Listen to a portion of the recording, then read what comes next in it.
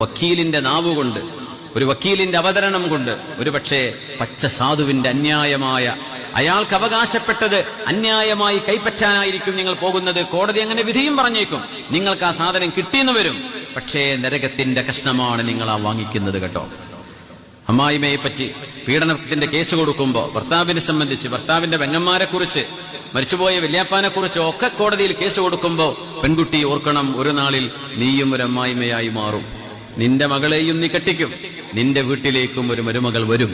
നീ ഈ ചെയ്തതിന്റെ 10 മടങ്ങ് നിന്റെ കണ്ണിന്റെ മുമ്പിൽ നീ അനുഭവിക്കേണ്ടി വരും.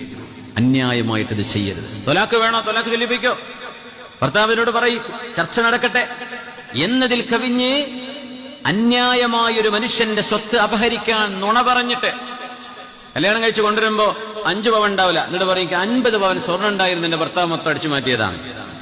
തെളിവുകൊണ്ടുവരാൻ പറ്റുമോ?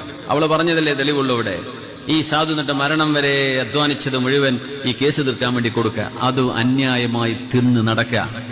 ഇതൊക്കെ നല്ലതാണോ? ആണുങ്ങളെ പെണ്ണുങ്ങളെ നമ്മൾ ആലോചിച്ചു. പെണ്ണുങ്ങളെ കുറിച്ച് മാത്രം പറയല്ല, ആണുങ്ങൾ ഇങ്ങനെ ചെയ്യുന്നവരുണ്ടാകാം, പെണ്ണുങ്ങളുണ്ടാകാം. ആര് ചെയ്യുന്നുണ്ടോ അന്യായം അന്യായമാണ്. അള്ളാഹുവിന്റെ അർശ് വിറക്കുമെന്നാണ്. ഭൂമിയിൽ അതിലിനെതിരായി, നീതിക്കെതിരായി ഒരു സംഭവം നടക്കുകയാണെങ്കിൽ,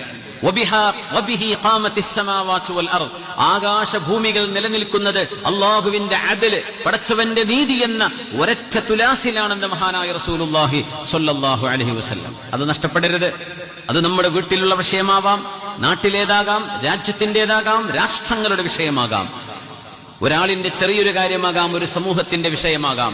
കോടതികളിൽ ജോലി ചെയ്യുന്നത് പോലും അത്രമേൽ ഗൗരവത്തിൽ കാണേണ്ട ഒരു ജോലിയാണ്. അതങ്ങ് വെറുതെ എടുക്കേണ്ട കാര്യമല്ല.